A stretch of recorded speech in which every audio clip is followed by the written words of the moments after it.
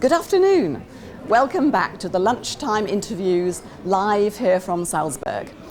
My name is Jill Ledger, and yesterday I met some of the exhibitors here in Salzburg. The delegates are having their lunch, as you can see, and we're going to meet some more companies today. The first one is Nikolhutsa, and I'm here with Clémence Cunert. Hello, Clémence. Hi, how are you? He is head of purchasing for Nikolhutsa. Would you like to tell us a little bit about the activities of your company, please? Yes. So we are a German-based company and with a very old tradition. So since 1635 we have a production of cobalt and nickel products, and now we are the leading or one of the leading recycler of lithium-ion batteries. So we have a combination of a pyro and a hydrometallurgy, and due to solvent extraction what we have established, we are able to separate nickel from the copper and from the cobalt. And at the end you can see here it's a cobalt sulfate, or here's a nickel sulfate. It's a product, it's a chemical what we give back into market, and so the loop is closed for the lithium-ion batteries. Okay, and is the scope of your company global? Yes, of course, yeah. We are sourcing worldwide and also sell our products worldwide. And of course, main focus is Europe, but we are all over the world. We have many agents and people working for us on the globe, and we have a good network. And how is the activity this year? Do you have high hopes? Yes, we cannot complain. So we have a lot of business at the moment. We have a lot of work. The plant is running well. We cannot complain. Okay, and so why did you decide to exhibit this year at ICBR? Yes, I think we are the 5th time here, and we see it's a very good networking here. You have the opportunity to meet customers, to see new opportunities, to follow the program. It's a good one, so you can see who is acting more and more in the recycling of batteries, and that's why we are here and exhibit, because we have a place here. Everybody can come to us. It's better to walk around and meet the people. So there's good business potential good base here. Of course, yeah. Okay, perhaps you'd like to give us your website address. Sure. It's not here. This is. I'm not prepared. This is live. You can see. Maybe you can see it here. Tell us. It's World Wide Web, nikolhutsa-aue.de. Okay, great. Thank you very much, Clémence. You're welcome. Bye for now. Bye. Okay, great. So now we will move on. We'll say hello to the team from TESS, who we spoke to yesterday. Hello. And now we're going to meet What Forever. Hello. Hello, So Jill. I'd like to introduce you to Mark Adriaansens, who's the chairman of the board, and to Katrien Lennarts, who's the CEO of What Forever. Hello to both of you. Hello, Jill. I'd like to perhaps start by asking Mark to tell us about the scope of the company, the activities, the geography, the applications, etc. Okay. What Forever is a Belgian company, and what we do is we collect batteries from electric vehicles from 44 OEMs, so Porsche, Mercedes, almost every OEM. We collect in Belgium and in Luxembourg. After collecting, it can be critical or non-critical batteries. Of course, conform ADR, we transport them. Once transported, we are going to store them in special containers which has explosion valves and which have redundant fire extinguishing and so on. So all security measures are in place. After that, we will do a selection of which batteries are we able to reuse. We will dismantle them and then take out modules, and the reusable modules we put together again, and we make energy storage systems out of it. And it's purposed for the industry. That means larger installations of, for example, 100 kilowatts of power that we can provide to, let's say, a retailer who has a lot of fridges. He can take energy from solar panels, put them in the energy system, and during the night he can power his fridges with the stored energy. And this is Europe-wide? This is Europe-wide. Of course, we have customers all over Europe. Yes. Okay. Perhaps a question to Catherine. There are other companies, of course, in this space. What would you say are the unique selling points, the difference that you make with What Forever? Well, what we do is we power and optimize your energy need, and then we do this with circular batteries, and that is a unique selling proposition regarding to other companies. Where we differentiate also from the other companies is that we are completely integrated, coming from the sourcing, so getting the batteries from the e-mobility back, and then, like Mark explained, testing them and dismantling them and producing really products also with certification, with all the necessary things you have if you want to put batteries on the market, and sell those systems completely, also modelized what the client needs, and that is a unique concept in What Forever. Right. And in this process, are there any bottlenecks that you see or that you foresee for the future? Yeah, what we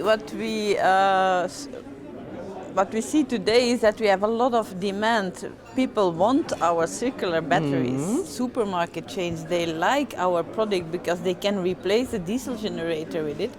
And so what we need in the future is a lot of batteries coming back. So the more batteries coming back, the more batteries we can dismantle and give a second life. So today we make a call for other companies. If they have available batteries, please contact us. We can make you a good offer, and we can make out of these batteries new circular energy storage systems. Okay, well that message is very clear. Finally, Mark, what are your ambitions for the future, for What Forever? Oh, the ambition is, of course, to grow and to reduce CO2 emission for our customers. Because a lot of customers are busy with trying what can we do to reduce our CO2 emission. Well, this is the perfect product for it. Okay, and are you having some interesting conversations here at ICBR? Absolutely, we are very happy that we came and that we had the possibility to come. Okay, that's great, Mark and Catherine, thank you very much. You're welcome. Okay, so we're going to walk through the lunchroom.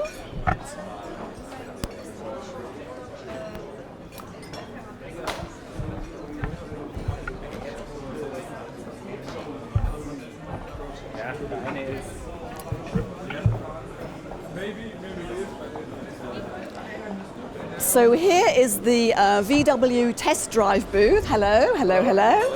Because the delegates have the opportunity to test drive. Which models can they test drive? They can test drive the new VW ID3. That's better. Yep. So I think it's very cool for the people here. They like it. So we have a lot of test drives right now, and also for today. And yeah. Fantastic, and now it's stopped raining, so it's perfect. It's perfect, that's right, yeah. It might sometimes a little bit complicated with the traffic in the city, but actually it's quite good, and yeah, so you're hopefully happy? We're happy, yeah, that's Fantastic. Right. Okay, great, thank you. Thank you.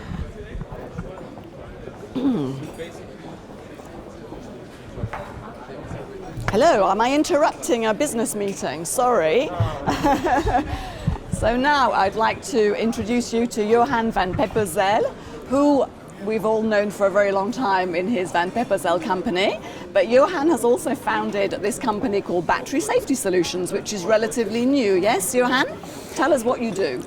Yes, nice that you want to interview me. I appreciate it, of course.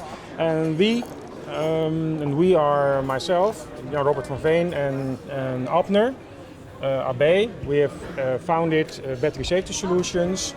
And Battery Safety Solutions is coming, the background is from Van Pepperzel, where we have all kinds of experiences in the past with logistical problems, fires or almost fires.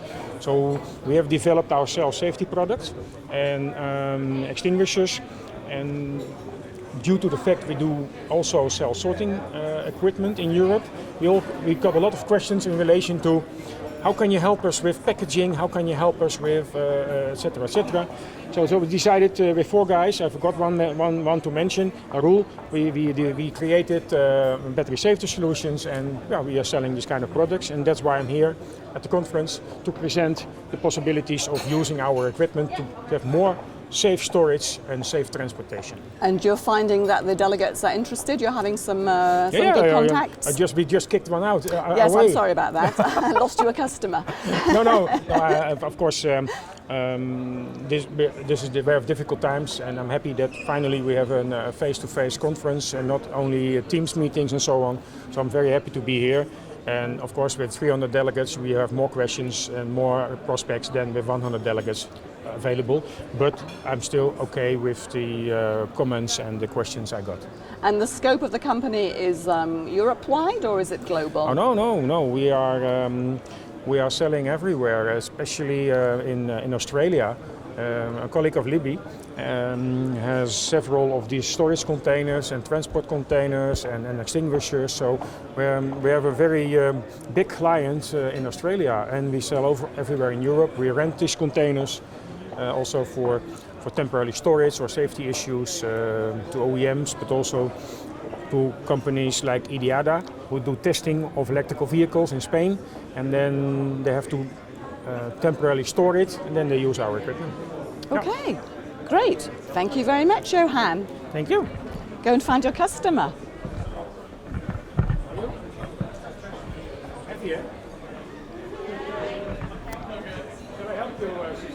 Okay, so now we're going to meet GRS, which is the German battery collection organization. And I'd like to introduce you to Tobias Schulze-Wettendorf. Hello, Tobias, who's in charge of sales and marketing for GRS. Yeah. First of all, would you just like to present GRS to us in a few words? Most people know who you are, but... Yeah, we are the battery collection organization in Germany. So we are providing services for collection of portable batteries, but also for industrial batteries. In a way, we are offering systems for industrial batteries like e-bike industry solutions, so that all the e-bike batteries from the market are being taken back, collected at the e-bike shops, and then being recycled and sent for treatment. Yeah. And what are the priorities for GRS at the moment? The priorities. So it's definitely also with the portable battery side. But we also see that there's a growing demand of electric vehicles recycling, and that's of course where we also set our foot in the door.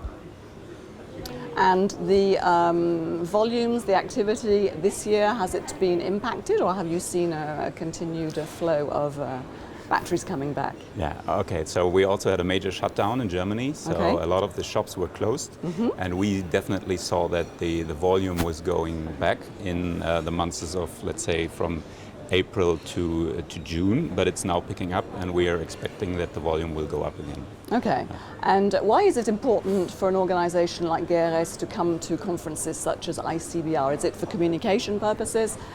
Why is it important? Yeah, for us it's very important because we can meet a lot of our contractors as well. So coming here is saving a lot of time in traveling on the other hand.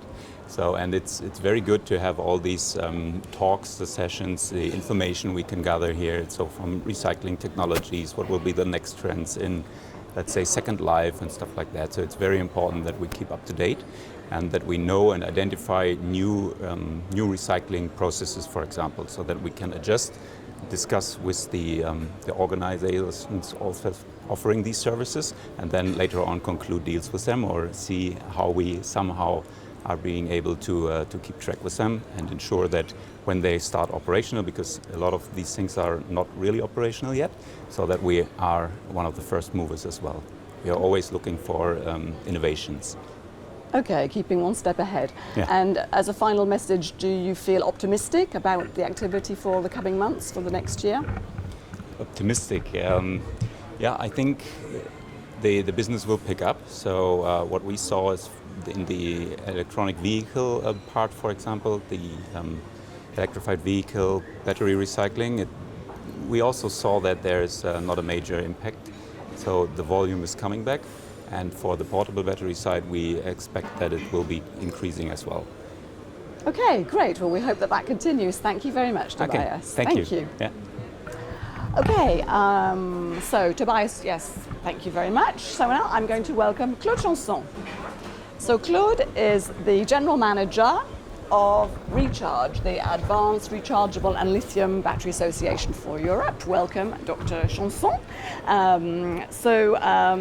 You have now been the General Manager for about 8 years, I believe. So would you like to tell me what the key priorities are at the moment for Recharge? Yes, thank you, Odile. Yes, indeed, Recharge as a representative of the battery industry and covering the whole value chain, we have, let's say, a long distance or broad view for the benefit of this batteries directive. And we should not forget that the real purpose is now to help the development of a sustainable battery industry in Europe. Mm-hmm. And we believe to clarify the ways to achieve this target, we should focus on important criteria for the environment.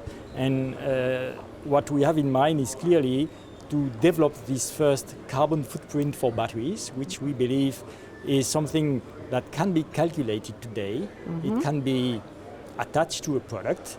It could be required to have a display of the value of the carbon footprint of the batteries, and even further, potentially get the incentives or financial benefits associated with the values you can declare for your carbon footprint of batteries. So that one aspect for directly could impact the development of less impacting batteries from the carbon footprint point of view. The other aspect could be, for example, the clarification of the value chain responsibility for the producer to get sustainable, complete sourcing of products. These include, of course, getting the raw materials for responsible organizations and producers, and during the whole value chain, verify that you are applying the right rules for the sustainable development of the industry worldwide. Mm-hmm. And of course, we know that in Europe we have to purchase material from outside of Europe, and that means that this type of requirement would be applicable worldwide and at least create a worldwide transparency on this way of material sourcing. Mm. And here at ICBR you have manufacturers, recyclers, government bodies, other associations. What types of conversations are you having with these different players? Yes, that's indeed, ICBR is a very good place to exchange on these multiple aspects. And particularly we find here the opportunity to have practical examples and descriptions of what the industry is developing at the moment to progress forward these targets. It's obvious that today the industry is convinced on the benefit for the development of the industry to have sustainable profile, environmental care.